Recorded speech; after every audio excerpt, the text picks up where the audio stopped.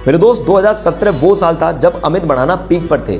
इनका जो कॉमेडी का जॉनर था वो सबसे ज़्यादा डिफरेंट था। ये लड़कियों से लंबी लंबी बातें करते थे, लंबी लंबी उन लड़कियों के सामने मारते थे और कुछ देर बाद उन्हीं को किसी पंचर की दुकान में मिलते थे। ये इनकी एक्टिविटी लोगों को इतनी ज़्यादा पसंद आई, इतनी ज़्यादा पसंद आई कि 2017 का सबसे ज़्यादा तेज ग्रो करने वाला चैनल भी अमित भड़ाना का था। 2017, 18, 19 अमित भड़ाना पीक पर थे। इनसे कई बार उस वक्त बोला गया कि भैया एसएससी के बारे में कुछ बोल दो, एसएससी के बारे में मतलब कुछ कोई सीरीज बना लो, लेकिन अमित भड़ाना ने तब एक नहीं सुनी।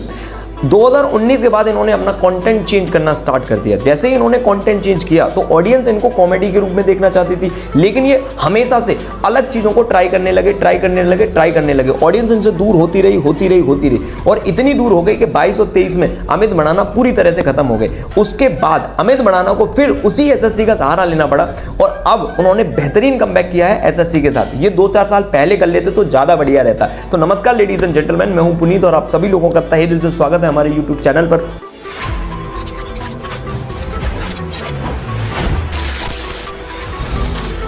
और आज हम बात करने वाले हैं अमित भड़ाना की एसएससी के नए एपिसोड के बारे में।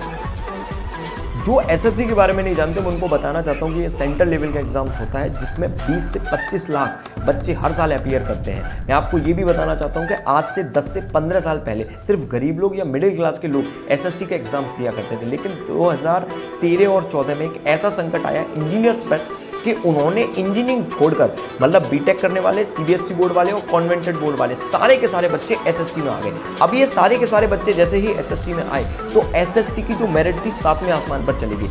अब मैं आपको बताना चाहता हूं कि जो सरकारी स्कूल से बच्चा पढ़ा होता है और जो सीबीएसई या कॉन्वेंटेड बोर्ड से बच्चा जो पढ़ा होता है उसमें जमीन आसमान का डिफरेंस होता है। जो सरकारी स्कूल से बच्चा पढ़ा होता है वो इंटर करके या ग्रेजुएशन करके बिल्कुल सीधा साधा निकलता है, जिसको 2 साल एसएससी के सिलेबस को समझने में और उसको पचाने में टाइम लग जाता है। यहीं पे जो सीबीएसई बोर्ड और कॉन्वेंटेड बोर्ड का जो बच्चा होता है वो 2 साल में सिलेक्शन लेकर भाग जाता है। ये जो डिफरेंस है गरीबी और अमीरी का, इसके बीच का जो दुख है, मतलब नौकरी किसकी नहीं लगी, गरीब लोगों की। जो गरीब लोगों का दुख है एसएससी में आने के बाद, वो दर्द इस सीरीज से शायद आपको देखने को मिले और वही दर्द बताने की कोशिश की जा रही है इस सीरीज में। इसमें एक और बात जो अच्छे से क्लियर करी जा रही है कि टीचरों का क्या योगदान होता है। इस सीरीज में ये 2 बातें बताई जाएंगी। पहला, गरीब बच्चा किस तरह से सफर करता है एसएससी में, और दूसरा, टीचर किस तरह से पैसे कमाते हैं और किस तरह से राजनीति खेलते हैं इस कोचिंग सेंटर में। ये 2 बातों पर मेनली फोकस किया गया है इस सीरीज में।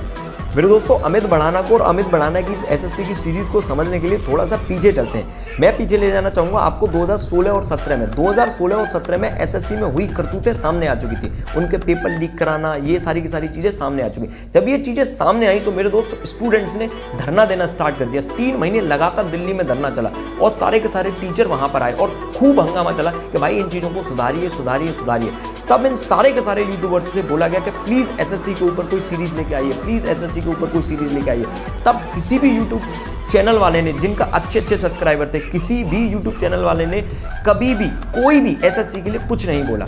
लेकिन जब अमित भड़ाना की डूबती नैया 22 और 23 में पूरी तरह से ये डूब चुके थे, अब इनको एसएससी का सहारा लेना पड़ा जिंदा होने के लिए। लेकिन सॉरी, माफ करना अमित भाई, आप थोड़ा सा लेट हो गए। थोड़ा नहीं, आप 4 साल लेट हो गए।